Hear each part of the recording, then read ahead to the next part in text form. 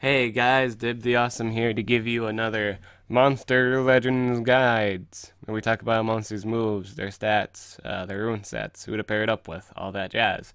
Today we are looking at Demise, who is the second to last monster in the Halloween Maze event, and is totally one worth prioritizing in it. I can't imagine like everybody just going after this monster in the event. Uh, so as long as they actually know what she actually does, what her power is, just how strong she is in general. This is okay. I'm just gonna say right away. This is the best buffer in the entire game at the moment, as of recording this video.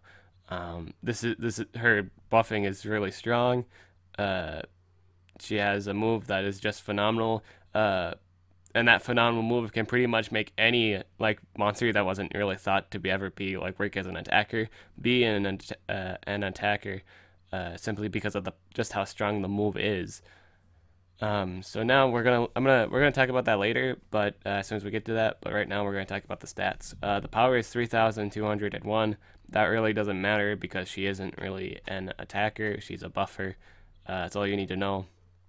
Her life is 31,969. This is an extraordinary life. This life is really high. Probably one of the highest lives in terms of light monsters. Her speed is 3,509. This is a really fast speed. I don't know if it's the fastest speed for all light monsters, but it's a pretty fast speed. One worth mentioning, for a buffer especially. Buffers are, I don't know if they've ever had this much speed before for our base, but this one has a really high base speed, which is good to note. La Moreta applies 2 random effects to targets, may possess all targets. This is probably one of the better ults in the entire game. It's kind of like a mixture of Incognita, like Incognita with, except with like 3 random negative effects is just 2 plus a for sure control, which is really nice. This is a really good alt, and it just has a pinch of possession, which is kind of a mixture of Incognita and a possession alt, which is really nice. We're going down to her second kit. Deals moderate special damage, may blind target. Personally, I think you should run this move. In the case of an event, you're actually forced to fight a Timeron, or you just some reason willingly just toss yourself in a fight with Timeron. If you go full speed runes, and if you have the same level of speed runes, you're gonna go faster than Timeron, which is a pretty good thing too. I like to add that she is faster than Timeron. Her base speed is faster than Timeron, which is a really important thing to note, because of her buffing ability. She can be shut down by Timeron, but since she's faster, she can at least do one thing before that happens. Shining Tackle deals moderate special damage, may blind target. I said it before. This might be a move worth running. It might be single target, but keep in mind like the rest of her moves are on pretty high cooldowns.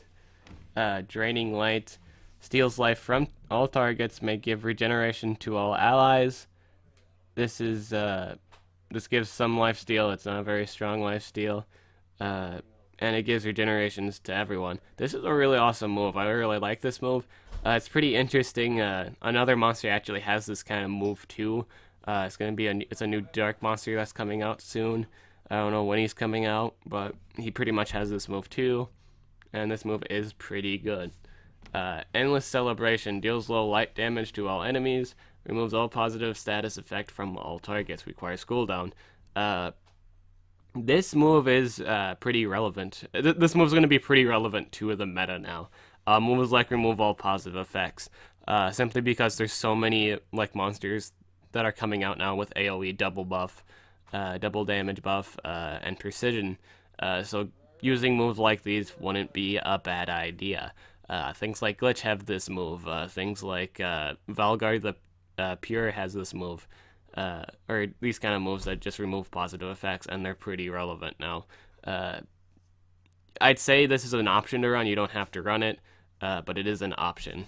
When Light Corrupts, this deals moderate special damage, removes all positive effects from target, applies 2 random effects to target, requires cooldown. This is a good move on sight because I know it gives 2 random negative effects, mind you, but it is on a 3-turn cooldown. One thing to note about this monster, she does have really high cooldowns, so that's why you kind of want to pick up Shining Tackle. Just in the case of event, you get like denied of stuff, and you have just something to do while you wait for those things to get off cooldown. This is probably one of her higher damaging moves, just for single. Well, no, it's the same damage. Never mind. But yeah, this is a pretty strong move.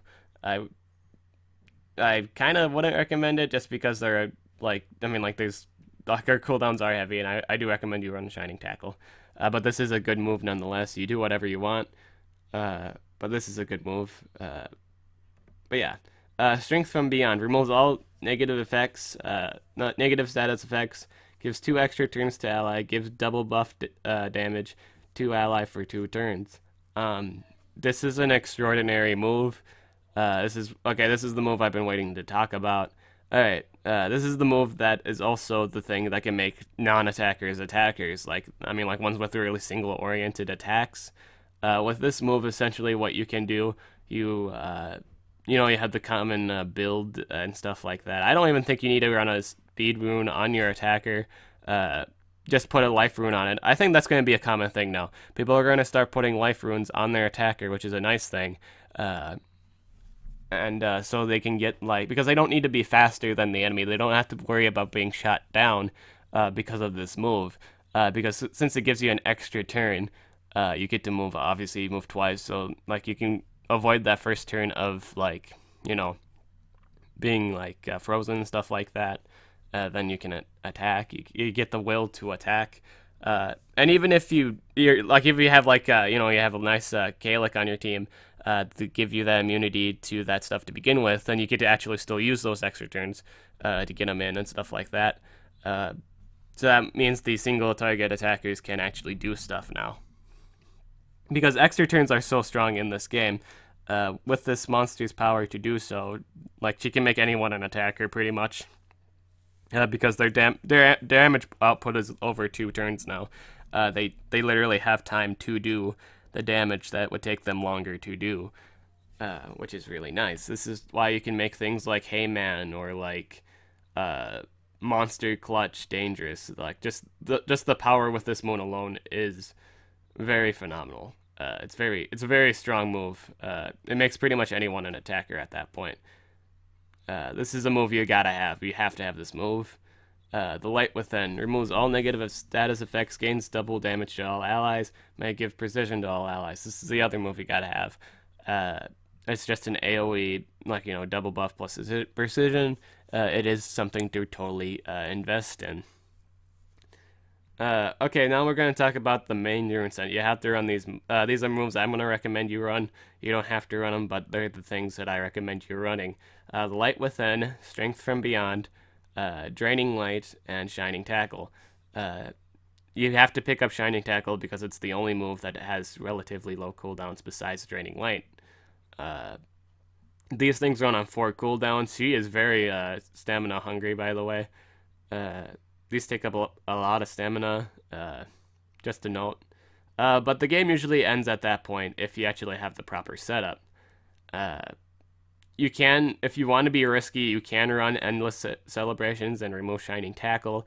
I personally would recommend just running Shining Tackle in case the event you actually do get denied with Timeron or anything like that. Just in the case of that event, where you can't do anything else anymore, because everything else is going to be on a cooldown. And you just need some form of deny while you wait. It just feels right. I think the only problem with this monster is she doesn't give stamina refill. I think that's the only thing that she doesn't do besides Lux and Incognita. She doesn't have the ability to give stamina back. So pairing her up with monsters that do automatically do that to begin with, like Arcade. Arcade would love this monster. Arcade would really appreciate the extra turns. Any monster would really appreciate the extra turns again. Really, that's all you really need to do. In terms of stamina survivability, is just give someone that does all that stuff. So yeah, for runes, either recommend all speed runes just to take advantage of the high speed and the ability to possibly not be denied by Timeron, uh, and the and or like 2 speeds and a life, uh, just for increased survivability. Because keep in mind, she has regeneration. You should probably take advantage of that by adding a life rune to the monster to make her last longer, and she'll just be a real pain at that point. Like partner wise, again, she works with any monster, like any monster that wants to be in it. If you want a monster that is usually not an attacker, that's usually like looked down upon because of its low attack stat. I'm not talking like largely Leprechaun. I'm just talking like things that are just commonly low, like around like Hayman's power or something like that. That's power that can be fixed. If you like, those monsters appreciate the power boost on the extra turns to provide the damage needed. Again, any attacker too, like even the meta attackers would appreciate this. This monster is currently really broken. She's just really strong. There's no way she's not overpowered. Because of the extra turns are always stupid in this game, and then just having your attacker go more than once is pretty stupid. It's pretty much kind of no different than using Timeron, but then again, with like Timeron, he gets 4 extra turns. Like it's a for sure. Like he's gonna keep moving all the time. With this one, it's not so much, but it is still pretty devastating. If you had like monsters that give themselves precision to begin with, that just makes it even more dangerous, because now they can, like Octex. Oh my god, Octex would work wonders with this monster, simply because he has a move that it's a single target move. It refills his stamina and it gives him precision. Plus he has an AoE, mind you, and he's just gonna do a lot of damage. The combo between that him and Demise will be pretty devastating. So I'd recommend for attackers, like Octex would be a good choice. I'm probably gonna put him as the best choice for like the taking advantage of it. Plus Super Dan could probably work wonders too. Again, any attacker can benefit from this monster because her buffs are just so amazing.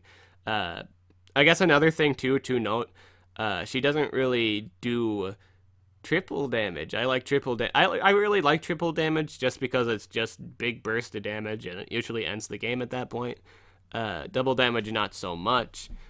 They still somewhat live if the damage output isn't that great, or just like the AoE isn't that great, the AoE isn't that strong, but it's still alright. I mean, you can still wear people down. Calliech, you probably want to run Calliech with this monster. The ability not to be denied is really great too, so I wouldn't see why you wouldn't run that either.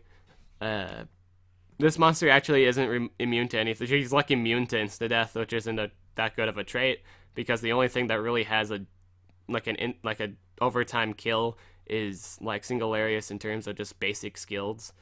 I think like an Epic 2 has a skill that does insta-death, but in all honesty, you won't ever see that in just like PvP. It's just more so in Team Wars. Yeah, and that's really all that really needs to be said about Demise. She's a really strong buffer. She's amazing. I'm gonna get her. Even though I'm not like too much of a fan on the whole AoE, I mean like not AoE, the extra turn thing. It's not as, I mean like it's still like it can still be countered. It can still be countered by things like, again, Timeron can counter her ability to set up stuff. Like if they do like cooldowns activated again, not only is Demise like bummed over, but then your attacker is going to be bummed over. If they use space and time, then they can avoid the damage, which really blows. But yeah, essentially, I think what you can also do is, if you're faster than Timeron and you actually use this move, or use their extra turn move on herself, maybe she could possibly burst down Timeron with her just like the basic blinding move, you know? I mean, like no one's ever gonna put like life runes on Timeron.